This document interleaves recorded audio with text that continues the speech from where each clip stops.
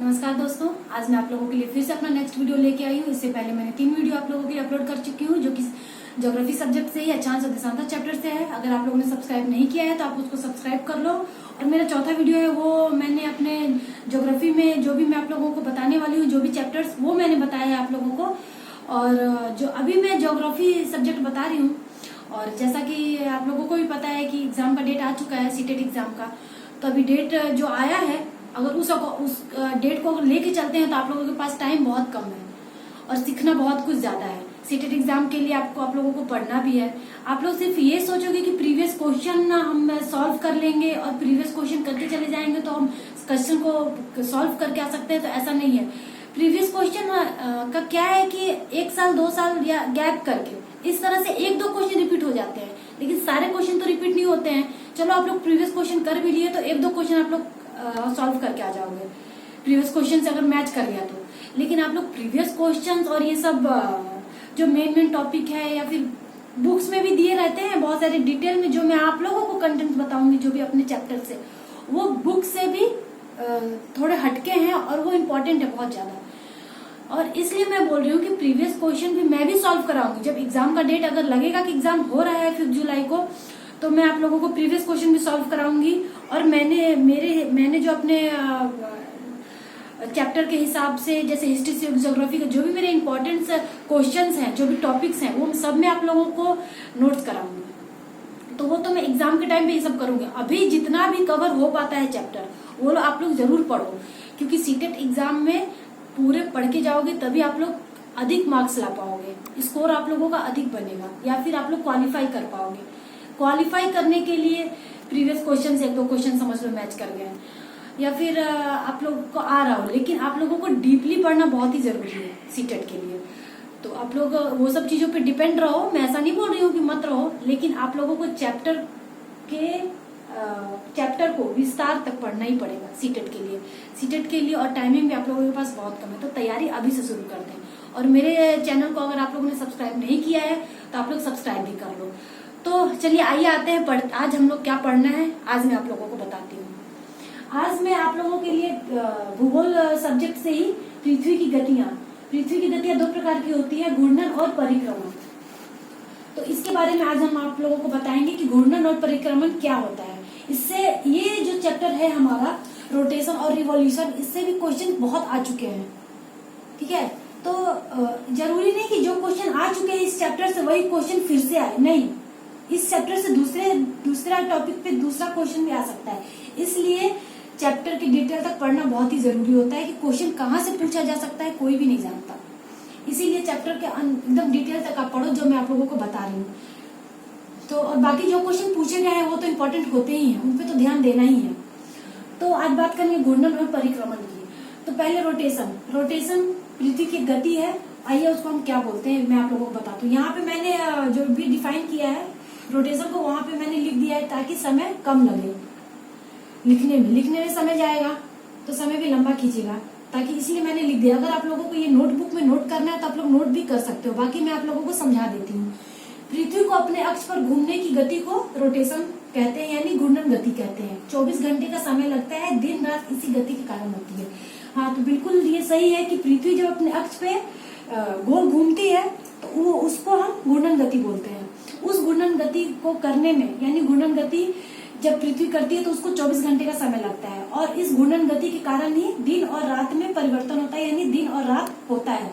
तो दिन और रात कैसे होता है आइए हम बताते हैं। दिन और रात, जैसे ये हमारा अर्थ हो गया, अर्थ अपने अक्ष पे ऐसे घूम रही है, तो वो जब पृथ्वी के सामने वो जब सूर्य के सामने अर्थ का जो भी भाग आएगा तो वहां पे दिन होगा, और जो सूर्य के बैक में यानी पीछे में जो भी भाग होगा वहां पे रात होगी। तो जो सूर्य के सामने है वो दिन, और जो सूर्य के पीछे जहाँ पे रोशनी नहीं पड़ रही है वो रात हो गया।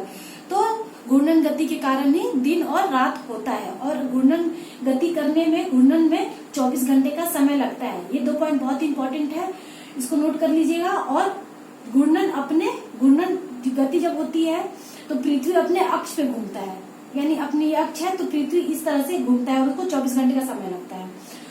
तो और इसमें एक और बात है कि जब हम अपने यानी 0 डिग्री पे, यानी जब हम विषुवत रेखा पे खड़े होके ऊपर की साइड देखेंगे, यानी उत्तरी अक्षांश के साइड, तो जब रोटेशन की गति होती रहती है पृथ्वी एंटी क्लॉकवाइज घूमती है, पृथ्वी हमारी एंटी क्लॉकवाइज यानी काउंटर क्लॉकवाइज घूमती हुई नजर आती है, यानी जैसे घड़ी घूमता है वो घड़ी के विपरीत दिशा में घूमती है। अब हम बात करेंगे दूसरे गति की, तो वो है परिक्रमण। परिक्रमण का भी यहाँ पे मैंने नोट कर दिया है। जब पृथ्वी सूर्य के चारों तरफ एक स्थिर कक्ष में यानी दीर्घ अंडाकार कक्ष में चक्कर लगाता है तो इसे परिक्रमण गति कहते हैं। परिक्रमण गति के कारण ऋतु परिवर्तन होता है। जैसे यहाँ पे मैंने इसमें घूर्णन और परिक्रमण में साफ साफ अंतर दिख रहा है आप लोगों को कि परिक्रमण गति के कारण ऋतु परिवर्तन होती है और घूर्णन गति के कारण डे एंड नाइट, दिन और रात की परिवर्तन होती है, या कभी दिन और रात में बदलता है। उसी तरह वो अपने अक्ष पे घूमती है और परिक्रमण में पृथ्वी का एक स्थिर कक्ष होता है जो कि अंडाकार शेप का होता है, उसी अक्ष में घूमता है और इसको घूर्णन गति करने में 24 घंटे का समय लगता है।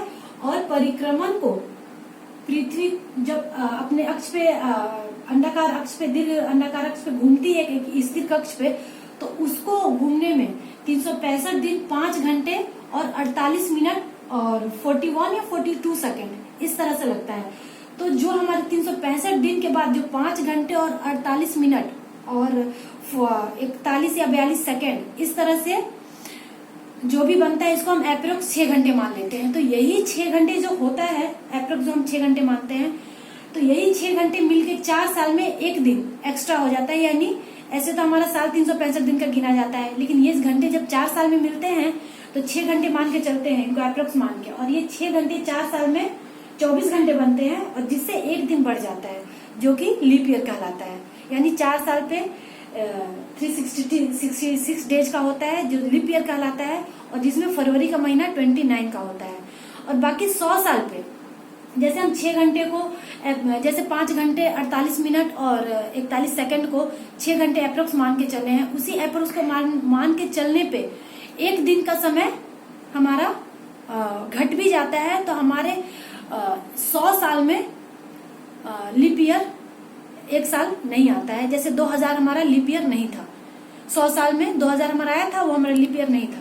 तो इस तरह से मैंने आपको समझा दिया। बाकी 4-4 साल पे लीप ईयर आता है। तो लीप ईयर की पहचान करने का भी बहुत ही आसान तरीका है कि लीप ईयर की आप पहचान कैसे करोगे कि ये साल हमारा लीप ईयर है और वो भी जल्दी एकदम, और ये लीप ईयर नहीं है। तो जो 4 से डिवाइड हो जाए, जो ईयर हमारा 4 से डिवाइड हो जाए, तो ये 2020 हमारा 4 से डिवाइड हो गया है तो हमारा लीप ईयर है।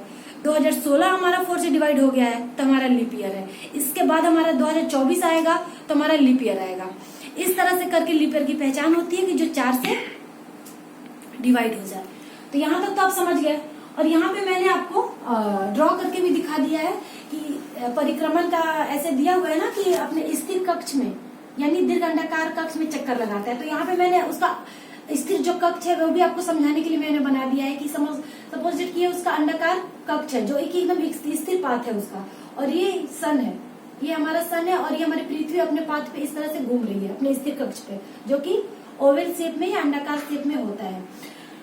तो इस तरह से जब पृथ्वी घूम रही है तो, और ये पृथ्वी को के चारों तरफ मून घूमता है हमारा ओवल शेप में ही।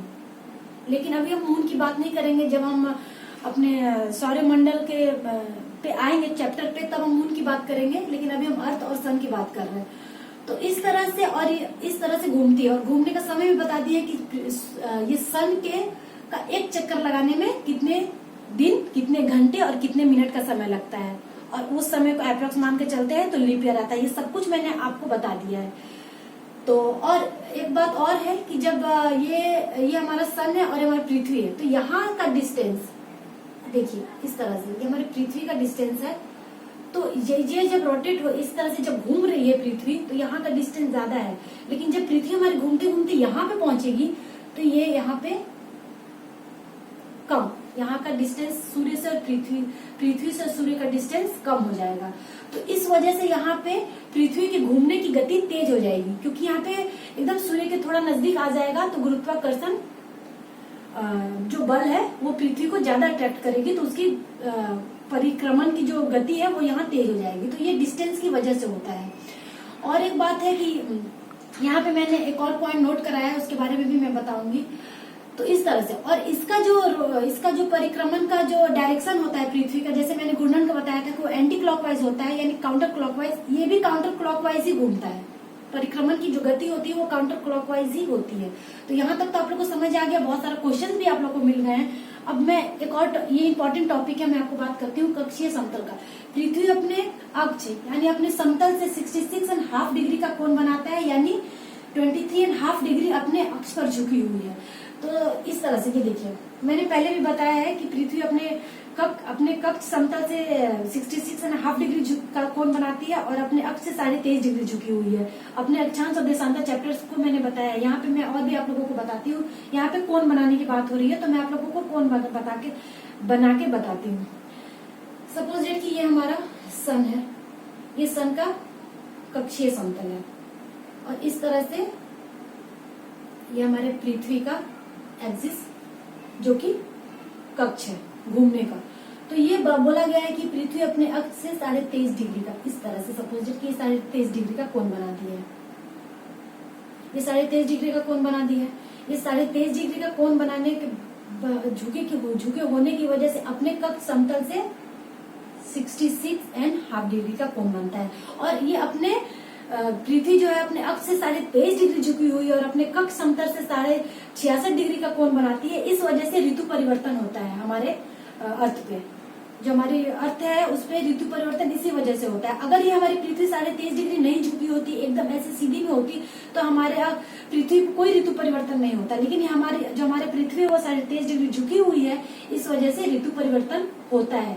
झुकी होने की वजह से जो सूर्य की किरणें है कभी पृथ्वी पे एकदम जस्ट सामने पड़ती है और कभी तिरछी पड़ती है, इस वजह से ऋतु परिवर्तन हमारे पृथ्वी पे होता रहता है। तो ये ऋतु परिवर्तन भी आप जान गए हो कि परिक्रमण की वजह से ही होती है। ये भी एक पॉइंट हमने आपको बता दिया है कि परिक्रमण गति के कारण ऋतु परिवर्तन होती है। क्यों होती है ये भी मैंने आपको समझा दिया है। बाकी ये क्वेश्चन भी आता है कि समतल से कितना कोण बनाता है और अपने अक्ष से कितना डिग्री का कोण पृथ्वी बनाता है। तो यहाँ तक तो आप लोगों को समझ में आ ही गया है। तो ये पॉइंट भी आप लोगों का क्लियर हो गया है और इस वजह से ही ऋतु परिवर्तन होता है। अब बात करते हैं कि प्रतिदीप्त वृत्त की। तो जो ये हमारा प्रतिदीप्त वृत्त है यानी इल्यूमिनेशन का, तो इसको भी मैं आपको बता देती हूँ कि पृथ्वी दिन और रात, जैसा कि हमने बताया है कि ये हमारा अर्थ है, ठीक है। तो किसी पॉइंट पे तो दिन जो हमारे सूर्य, जैसे सूर्य की रोशनी पृथ्वी पे सामने पड़ रही है, सपोज दैट कि यहाँ पे, तो इतने भाग पे दिन है और इतने भाग पे जिस पे नहीं पड़ी है वो रात है। लेकिन इस वृत्त को, ये दिन और रात को जो ये हमारा वृत्त है अलग कर रहा है, इसी वृत्त को हम, इसको फिर से मैं ड्रॉ कर देती हूँ इस तरह से, देखिए सीधा इस तरह से, ये हमारा दिन, ये रात, ये जिस साइड पे हमारा सूर्य की रोशनी पड़ रही है वो दिन हो गया और जिस पे नहीं पड़ रही है वो रात हो गया। लेकिन कहीं ना कहीं तो उसको ये लाइन वृत्त बन रही है जहाँ पे दिन और रात को बीच में डिवाइड कर रही है, उसी वृत्त को हम प्रतिदीप्त वृत्त बोलते हैं। यानी यहाँ दिन हो गया, यहाँ रात हो गया, लेकिन बीच में कोई तो पॉइंट है, कोई तो वृत्त है, तो उसको हम प्रतिदीप्त वृत्त बोलते हैं। तो यहाँ पे आप लोग ये भी नोट कर लेना। इस तरह से मैं आप लोगों को बोल के बता देती हूँ कि दिन और रात को जो वृत्त अलग करता है, या जो हमारे ग्लोब पे जो वृत्त खींचा गया है दिन और रात को अलग करने के लिए, उसको प्रतिदीप्त वृत्त बोलते हैं।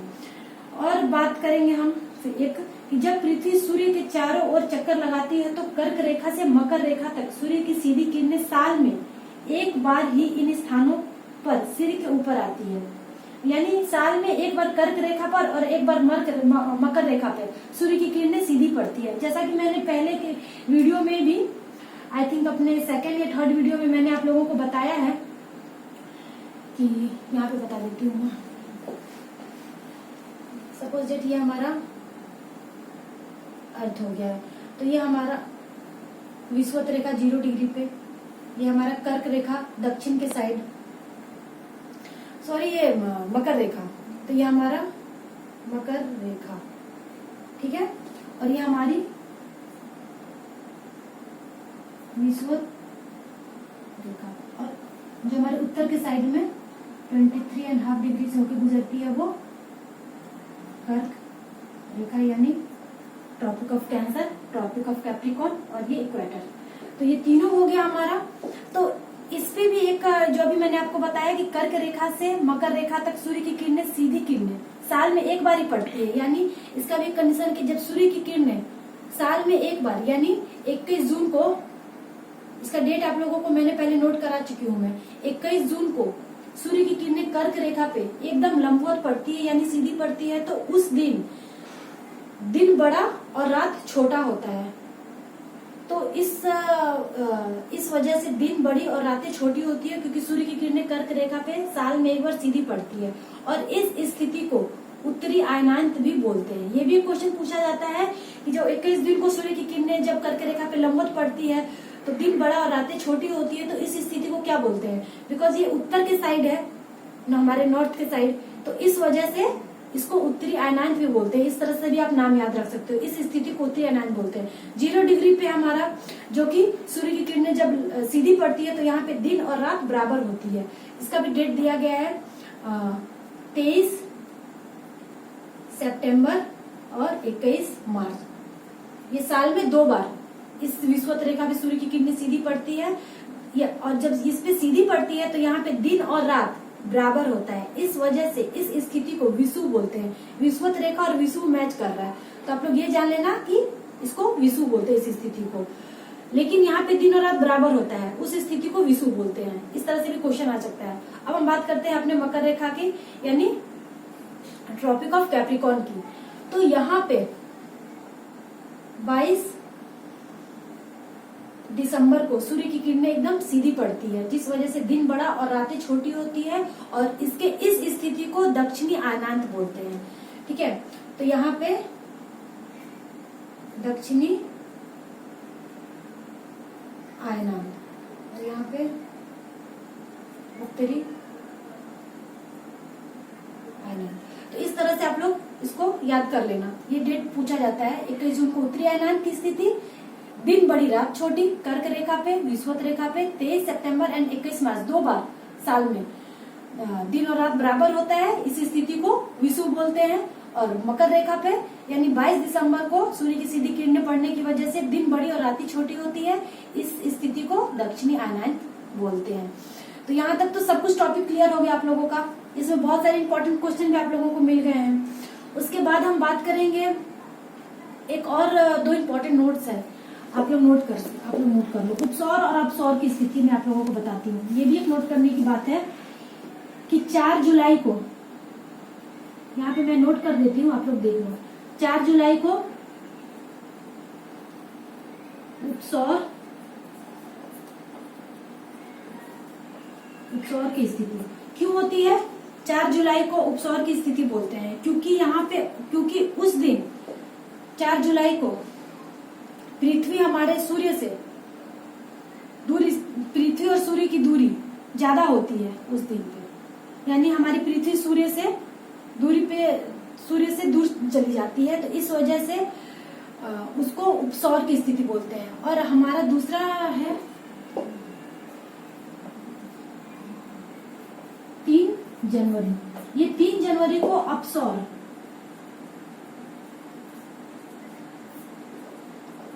की स्थिति, क्यों? इस 3 जनवरी को पृथ्वी सूर्य के नजदीक आ जाती है।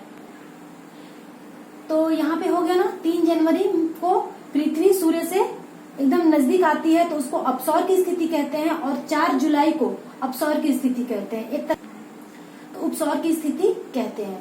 यानी इस तरह से एक डेट आप लोग याद कर सकते हो, 4 जुलाई। यानी इस तरह से एक आप ट्रिक की तरह यूज कर सकते हो कि जैसे आप डेट में कंफ्यूजन कर सकते हो। उपसौर और अपसौर की स्थिति पूछ देगा तो आप डेट कंफ्यूज करोगे, तो ऐसे याद रख लेना कि 4 जुलाई यानी जैसे किसी की जुदाई हो जाती है तो आप लोग जुलाई, इस तरह से आप लोग कि हाँ पृथ्वी सूर्य से दूर चली गई। और जनवरी यानी जन्नत, तो 3 जनवरी है यानी एकदम नजदीक आ गई है सूर्य की, तो उसको अपसौर की स्थिति कहते हैं। ये 2 डेट बहुत इंपॉर्टेंट है, याद कर लेना। बाकी मैं यहाँ पे भी नोट कर देती हूँ। 4 जुलाई, 3 जनवरी, ठीक है। तो ये उपसौर और ये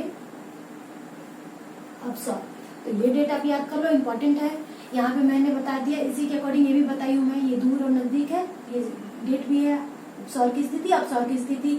बाकी मैंने आपको यहाँ पे डेट बता दिए हैं, उत्तरी अयनांत, विषुव और दक्षिणी अयनांत, ये विषुव और दक्षिणी अयनांत ये बता दिया है। डेट भी मैंने आप बता दिया है, कर्क रेखा, विषुवत रेखा एंड मकर रेखा, इसके बारे में भी मैंने बता दिया है। अब यहाँ पे भी मैंने आपको बता दिया, यहाँ पे अब मैं बात करती हूँ घूर्णन का भी, फिर से मैं एक बार रिपीट कर देती हूँ आपको। इसको 24 घंटे का समय लगता है घूर्णन को, अपने पृथ्वी को अपने अक्ष पे घूमने में, वो अपने अक्ष पे घूमता है और घूर्णन गति के कारण दिन रात होती है। और ये अपने घूर्णन जो गति होती है, उसकी गति करने की जो दिशा होती है वो एंटी क्लॉकवाइज होती है। रिवॉल्यूशन की भी, परिक्रमण जो की है उसकी भी एंटी क्लॉकवाइज होती है, लेकिन वो एक सूर्य के चारों तरफ एक स्थिर कक्ष के जो कि अंडाकार शेप में होता है वो घूमता है, और उसकी वजह से वो ऋतु परिवर्तन होती है। इस तरह से घूमते रहेगा, ये देखिए इस तरह से, इस तरह से, इस तरह से, ये एक पाथ है, इस तरह से ऐसे घूमते रहता है, तो ऋतु परिवर्तन इस वजह से होती है। ये भी एंटी क्लॉकवाइज घूमता है और इस परिक्रमण की वजह से ही ऋतु परिवर्तन होती है, ये बता दिया मैंने। और ऋतु परिवर्तन किस वजह से होती है वो भी मैंने आपको यहाँ समझा दिया कि ये सूर्य है, सूर्य का ये कक्षीय समतल है और पृथ्वी अपने अक्ष से 23.5 डिग्री झुकी हुई है, और जब अपने 23.5 डिग्री झुकी हुई है तो वो अपने सूर्य के कक्ष समतल से जब उसको लिया जाएगा तो 66.5 डिग्री उसका कोण बनाती है। तो जब 66.5 डिग्री का कोण बनाती है 23.5 डिग्री झुकते हुए, तो इस वजह से ऋतु परिवर्तन होता है। अगर ये झुकी नहीं होती तो सूर्य की किरणें एकदम समान पृथ्वी पे पड़ती तो ऋतु परिवर्तन नहीं होती। अगर वो 23.5 डिग्री झुक गई है, इस वजह से वहां पे सूर्य की किरणें हमेशा समान रूप से नहीं पड़ती, इस वजह से ऋतु परिवर्तन होता है। चलिए यहाँ तक तो सब कुछ क्लियर हो गया। प्रतिदीप्त वृत्त भी बता दिए कि एक जगह रात होता है जहाँ सूर्य की किरणें सीधे में पड़ती है, और जहाँ पे सूर्य की किरणें नहीं पड़ती है वहां पे जहाँ सूर्य की किरणें सीधे पड़ती है वहां दिन होता है, और जहाँ सूर्य की किरणें नहीं पड़ती वहां रात होता है। लेकिन कहीं ना कहीं तो वहां पे एक वृत्त बनता होगा, उसको दिन और रात को अलग करने के लिए, तो उसको हम ग्लोब पे जो वृत्त बनता है उसको हम दिन और रात को अलग करने के लिए उसको हम प्रतिदीप्त वृत्त बोलते हैं। ये भी क्वेश्चन आता है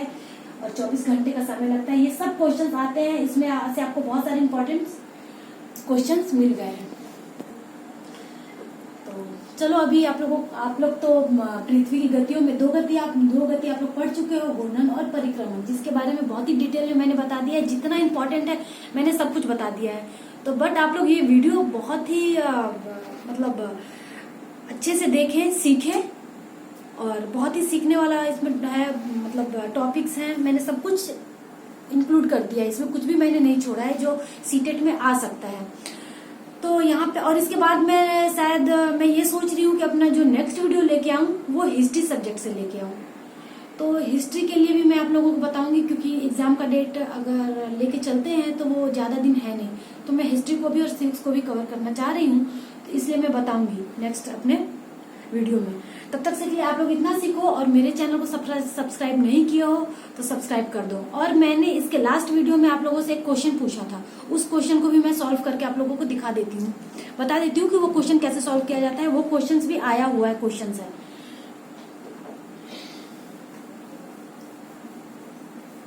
क्वेश्चन मैं लिखूंगी नहीं, क्वेश्चन मैं ऐसे ही पढ़ के, क्योंकि क्वेश्चन हमारे लास्ट वीडियो में दिया हुआ है। अगर आप लोगों को क्वेश्चन चाहिए तो उसमें से आप लोग देख सकते हो। बाकी मैं आप लोगों को यहाँ पे समझा दे रही हूँ, वो क्वेश्चन पढ़ देती हूँ मैं, बाकी आप लोग बस समझना है। क्वेश्चन तो आप लोग को वीडियो में भी मिल जाएगा, क्योंकि क्वेश्चन लिखने में टाइम तो लगेगा ही। क्वेश्चन क्या था हमारा, चलो देखो मैं पढ़ देती हूँ। दो स्थान है जो IST के 15 डिग्री के दूरी पर स्थित है, तो दोनों के बीच समय का अंतर कितना होगा। ये हमारा दो स्थान है, ये हमारा IST है, ये 15 डिग्री, ये 15 डिग्री, तो ये हमारा IST है। IST से 15 डिग्री पे दो स्थान दिया गया है, 15 डिग्री पे दो स्थान है, तो 15 डिग्री की दूरी तय करने में इधर, और इधर 15 डिग्री की दूरी तय करने में, मतलब दोनों ये 15 डिग्री और ये 15 डिग्री, कितने डिग्री हुए हमारे 30 डिग्री, ये 15 और ये 15, तो दोनों को ऐड करने पे कितना हुआ 30 डिग्री। अब 30 डिग्री को 4 से मल्टीप्लाई करने पे क्या आएगा 120 मिनट, यानी 2 घंटे। आंसर हमारा 2 घंटे है। यानी हमारे 2 स्थान है जो कि IST से 15-15 डिग्री पे है, तो 15 डिग्री की दूरी तय करने में 1 घंटा और दूसरे वाले 15 डिग्री की दूरी तय करने में 1 घंटा, तो टोटल 2 आवर्स हो गए हमारे। तो इस तरह से इसका आंसर निकलता है। और मैंने 4 से डिवाइड क्यों किया है, तो ये मेरे पहली वीडियो में बताया है मैंने। तो यहाँ पे इसलिए जब 4 से मल्टीप्लाई मैंने यहाँ पे इसलिए किया कि 1 डिग्री दूरी तय करने में 4 मिनट का समय लगता है। तो यहाँ पे 15 और 15 को प्लस करने पे 30 डिग्री आया, तो 30 डिग्री को 4 से मल्टीप्लाई करने पे 120 मिनट लगता है, और 120 मिनट का 2 घंटे हुआ। तो हम इस तरह से बोल सकते हैं कि दूरी तय करने में हमारे 2 घंटे का समय लगा। तो अगर हमारा वीडियो आपको पसंद आ रहा है तो आप हमारी वीडियो को सब्सक्राइब जरूर करो, और मैं तो जो बता रही हूँ वो आप लोग उसको फॉलो करो, पढ़ो और सीटेट की तैयारी करो, और सीटेट आप लोगों का जरूर क्वालिफाई होगा, इसमें कोई भी डाउट नहीं है, क्योंकि जो भी चैप्टर मैं बता रही हूँ कुछ भी मैं बाकी नहीं छोड़ रही हूँ। अदरवाइज मैं आप लोगों के लिए नेक्स्ट वीडियो अपने हिस्ट्री और सिविक्स से भी लेके आऊंगी, क्योंकि एग्जाम का डेट आ चुका है। तो सिर्फ ज्योग्राफी को नहीं, मैं हिस्ट्री और सिविक्स को भी कवर करते चलूंगी, ताकि आप लोगों को सारे चैप्टर्स और सारे सब्जेक्ट का बैलेंस बना रहे और आप लोग क्वेश्चन सॉल्व करके आ सको। बाकी प्रीवियस क्वेश्चन और एग्जाम का डेट जब नजदीक आ जाएगा तो मैं पहले ही बोल चुकी हूँ कि मैं आप लोगों को इम्पोर्टेंट क्वेश्चन एंड आंसर कराऊंगी। तब तक से के लिए मैं आप लोगों को ये सारे चैप्टर वाइज नॉलेज दे रही हूँ, कंटेंट्स ला रही हूँ आप लोगों के सामने, सब कुछ चुन के बहुत ही अच्छे तरीके से, तो आप लोग इसको सीखो। तो अगर मेरी वीडियो आप लोगों को अच्छी लग रही है, मेरा क्लास आप लोगों को अच्छा लग रहा है, पढ़ाने का तरीका अच्छा लग रहा है, मेरे कंटेंट सारे आप लोगों को अच्छे लग रहे हैं, तो मेरी वीडियो को सब्सक्राइब करो, लाइक शेयर कमेंट जरूर करो। चलो मिलते हैं फिर अपने नेक्स्ट वीडियो के साथ, तब तक के लिए bye bye, thank you so much.